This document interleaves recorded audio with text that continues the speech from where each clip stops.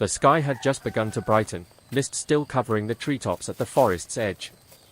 Lan pushed open the creaky wooden door of the small thatched house where she lived with her mother. The sound of the hinges echoed softly in the quiet of the early morning, stirring a feeling of both familiarity and urgency. On her back was an old canvas backpack holding only a few simple tools, a machete with a worn handle, a sharp hand saw, several coils of hemp rope, a bottle of water, and some dried food. In her hand she carried a conical hat, straw already faded in color, by her feet like a small drop in the bag to get the followers whispers. Lan inhaled deeply, the day sleeping over the familiar garden where bamboo stalks rustled in the wind. Behind the house stretched an empty patch of earth that would soon be the site of her dream, a stilt house she would build with her own hands. She whispered to herself that today marked the beginning of a new journey, one that would surely change her life. The path into the forest was familiar to everyone in the village, but today Lan walked it with a different purpose. No longer just a girl gathering vegetables, firewood, or bamboo shoots, she was now a builder in her own right, searching for the timber that would form her future home. Fang trotted ahead, occasionally barking as if to urge her on. The morning forest was alive with a strange stillness, filled with birdsong and the rustle of leaves in the breeze. Sunlight pierced through the canopy in golden shafts, dappling the ground. As she walked, Lan examined the trees carefully, recalling her grandfather's old advice: to build a house, one must choose one that is straight, strong, and untouched by termites. Never be tempted by size alone, he had said, for what matters most is the quality of the wood. After some searching, she stopped in front of a tree with a tall, straight trunk and firm roots. She tapped it lightly with the handle of her machete, and a deep, resonant sound replied. Lan smiled to herself, murmuring that this trunk would make an excellent pillar. She set down her pack, pulled out the small axe, and began to work. The first strikes rang out, echoing through the silent woods. Sweat quickly formed on her brow, soaking her thin shirt, but her movements were steady, deliberate, and full of determination. After a long effort, the tree trembled and finally crashed down with a thunderous rumble that rolled across the forest. Lan dropped to the ground, breathing hard, her body aching, but her eyes shone with triumph as she gazed at the first log she had felled with her own strength. Cutting the tree was only the beginning. The harder task was to bring it out of the forest. Lan sawed the trunk into sections she could manage, then tied ropes tightly around them. She braced her legs, pulled with all her strength, and slowly the heavy wood scraped across the damp earth. The rope burned into her palms, her arms trembled, but she clenched her teeth and refused to give in. Fang ran circles around her, barking encouragement. Lan laughed breathlessly and told him that with him by her side, the work seemed lighter. One log after another was dragged to the edge of the path. She sat down on a rock, drank a gulp of water, and allowed herself a moment to imagine the finished house, the raised floor, the broad wooden planks, the airy veranda where she would drink tea in the evenings. The vision filled her with strength, and she stood again, ready for more. When she had gathered enough for one trip, Lan lashed the logs together into a bundle and hauled them onto an old cart she had borrowed from a neighbor. The wooden wheels rattled as they bumped over the uneven path. The load was heavy, nearly tipping the cart more than once, forcing Lan to brace the logs with her hands. Her breath came fast, her back and shoulders screamed with effort, but inch by inch she pushed forward. Finally, the forest opened up into a clearing, and she guided the cart out onto solid ground. She collapsed onto the grass, chest heaving, but a smile broke across her face. She whispered to herself that it was only the beginning, but she knew, deep inside, that she could and would succeed. The days that followed fell into a steady rhythm. Each morning she rose before dawn, put on her hat, and entered the forest with Fang at her side.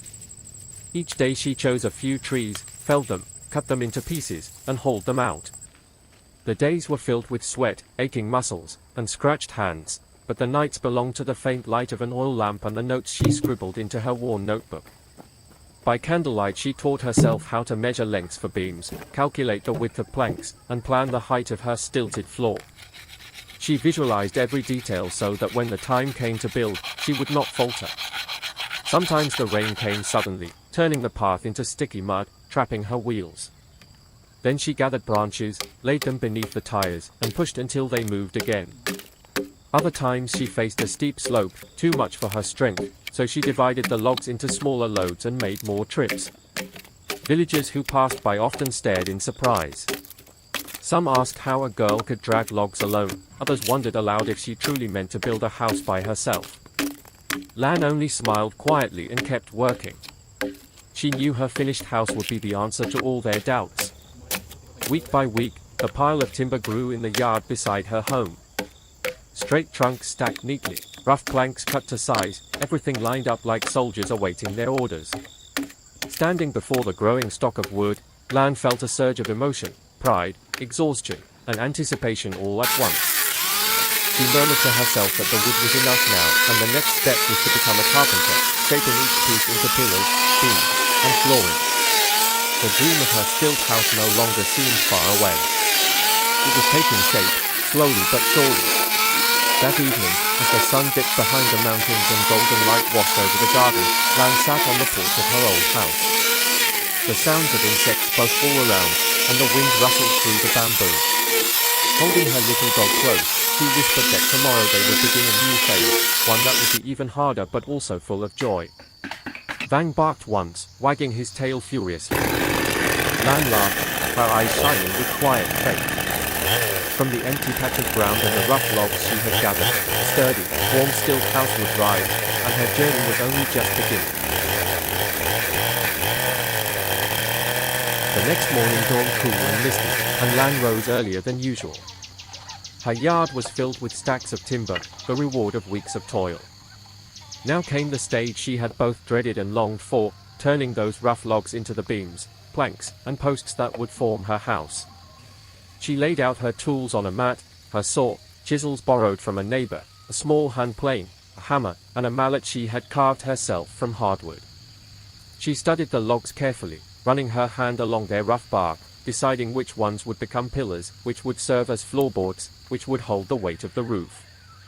Her first task was to strip away the bark. She wedged a log between stones to keep it steady, then used the machete to peel away the rough surface, revealing the pale wood beneath. The smell of fresh timber rose, sharp and resinous, filling the air. Lan worked steadily, her hands moving with rhythm, her ears filled with the scrape of blade against wood. By mid-morning her palms were blistered, but she ignored the pain.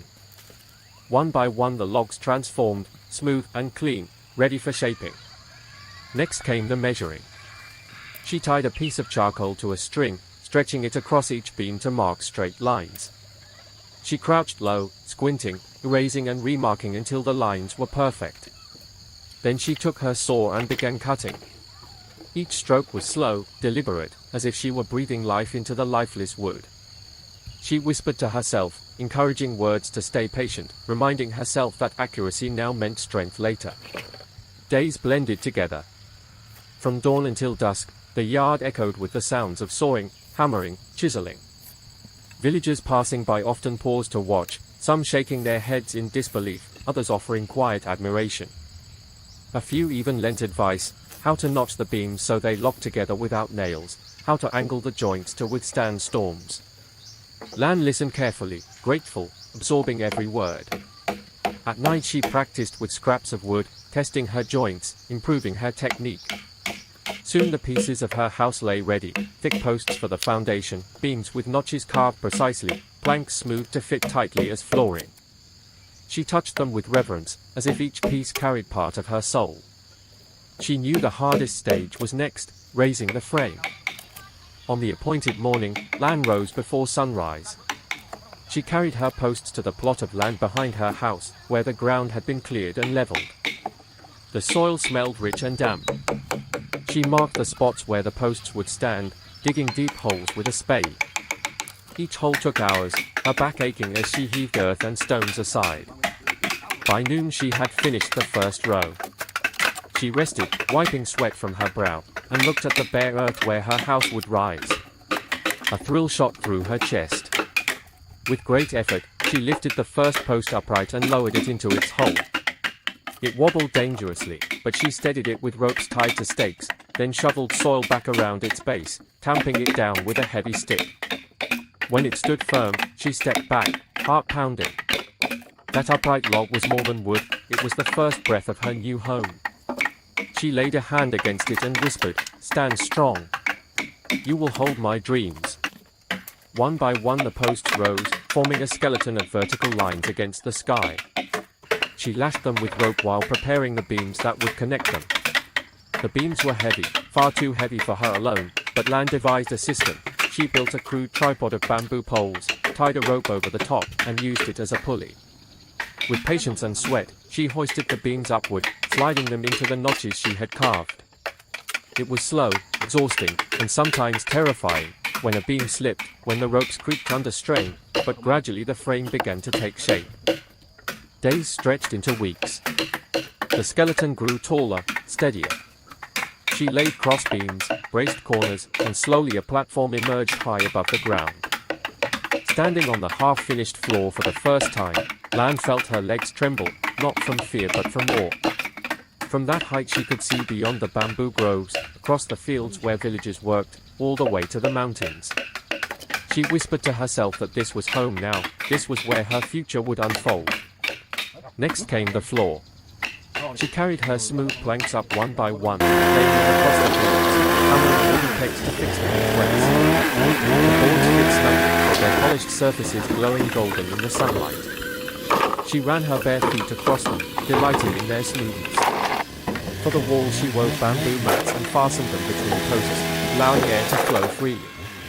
The roof she covered with palm leaves, layered thick to keep out the rain. Each addition brought the house closer to life, each detail stitched together with care and determination. Throughout the process, Lan spoke to herself often. When a joint fit perfectly, she exclaimed with joy. When a beam resisted, she muttered encouragement.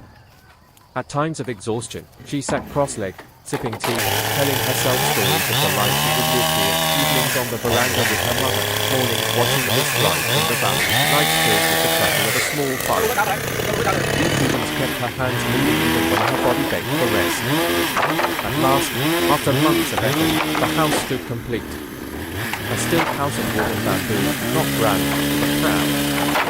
Its posts rooted firmly in the earth, its roof arching gracefully, its floor high and airy. Lan stood before it at sunset, her body trembling with fatigue, her clothes stained and torn, but her eyes shining.